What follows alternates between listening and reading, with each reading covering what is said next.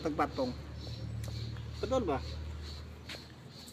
Skrito na para dili mangluod ang batong. Pagkuha nimo ani, tuyokon ra nay mo na bay. Tuyok-tuyokon. Kay pa kana siya mamunga pa man na siya. Ano mang style na. So, ali na. Wala ba? Kay kung di naman siya kaon karon, muguwang naman siya pagkaugma. Hindi na din siya makaon, kaya guwang naman siya. So, ano pa yung mga waiting. Kanina yan ba, di bitaw makita kay baga man kayong dahon. Tuyo ko ni muna diha. Si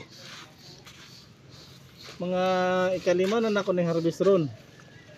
Yes. Hindi ka na siya pagdungog, ikalima na nila akong harvest. Sudan-sudan lang ba? Ginagmay.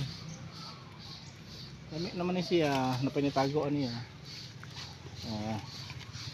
Pag mo na to na siya kay gamay pa man. Pag mo na to na napagi do. Sigabaw. Kaya niyo. Ano di makita. Dapat sigahon nimo imong mata para makita. Sabi re kay para di makuan. Dire. Taas kayo. Tuyukan gina siya.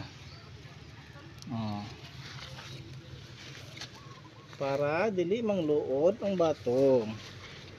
Dire, tanawa ra wala na kayo nakuha guwang na hapit.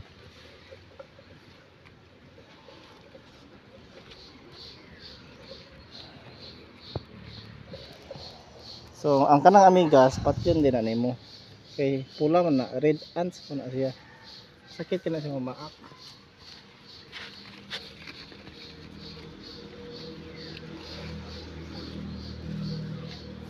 So makasutan meron.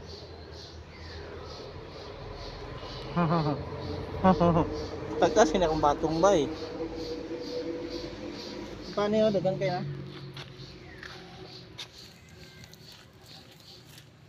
So pintaha ng gining nagitay gitanom gamay. Para di natin makapalit sa merkado. Diba? So, dali na po taluyo. So, kanina paboton na ito na siya nga maguwang. Kanina. Dagan na sila ani. Agi ko, excuse me.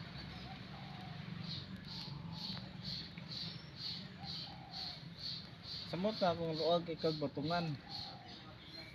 Hektarya. Grabe mo. Kwartang kada adlaw ba?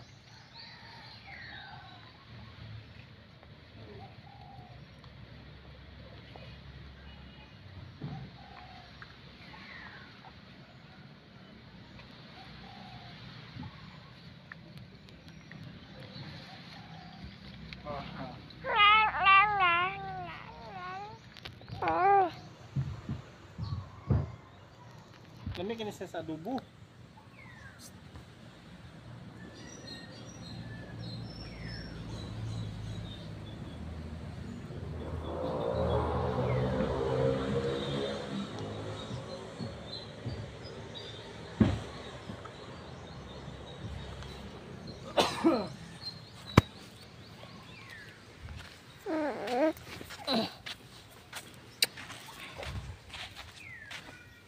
So kaya na ito kaon sa kakumkum.